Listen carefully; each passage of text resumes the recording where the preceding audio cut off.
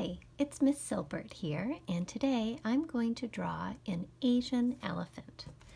Asian elephants are a little different than an African elephant in a few ways, and I'm going to go over that as I draw. And to get started, I'm going to first draw a circle to shape out the head, and then I'm going to lightly draw a circle for the body, and I'm just going to block off for right now, just with a little kind of square shape, some legs. And Asian elephants have much smaller ears than their African counterparts, so we're going to draw a little smaller shape to block out that part right there. And now that I have this done, I'm going to start to go into it and make it a little bit more accurate and specific.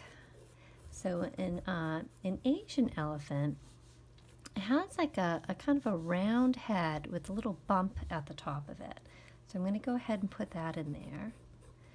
And I kind of feel like from the photos that I've been looking at that they're a little bit more, I don't know, they have these real angular bumps on their skull here,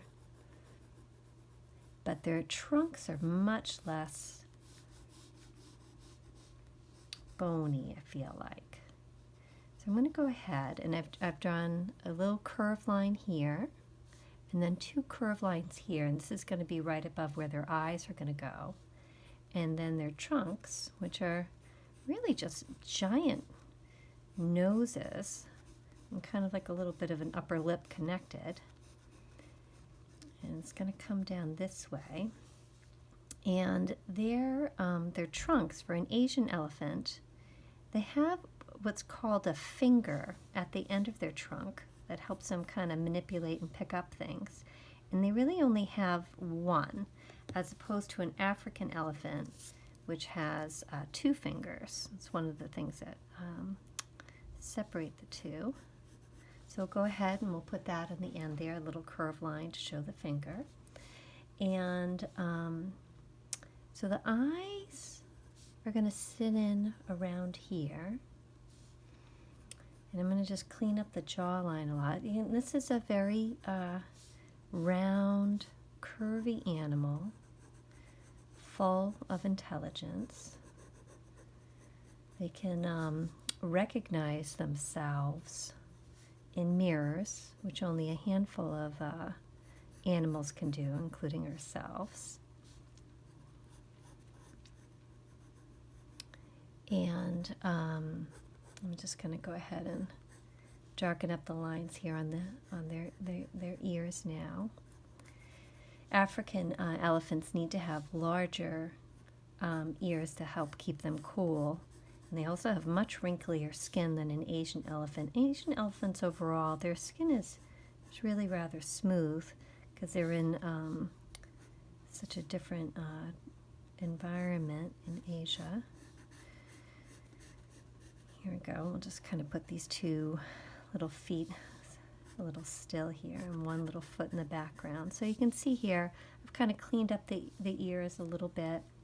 And I can put a little curve here for where it kind of usually curls over a little bit.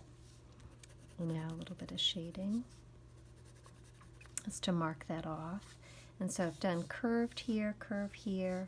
There's their two front feet where elephants actually walk on their toes. And they're one of the only creatures and one of the only mammals that can't jump. And we'll put a few little little marks on their bottom of their feet there. And so now it's pretty much all marked in. And now I'm just going to erase some of my guidelines. This is one of the reasons why when we start to draw, we draw really lightly, just so we can figure out our thinking about where things should go. And then we can easily clean up the guidelines that we don't need to keep anymore. They've done their job. And they can just go away now.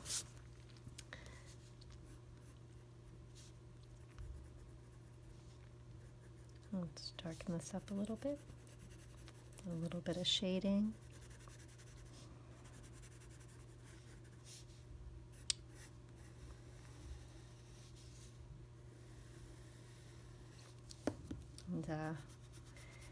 And elephants also have just a wonderful memory, as they remember all the places they can traverse over their 70-year lifespan if they can get there.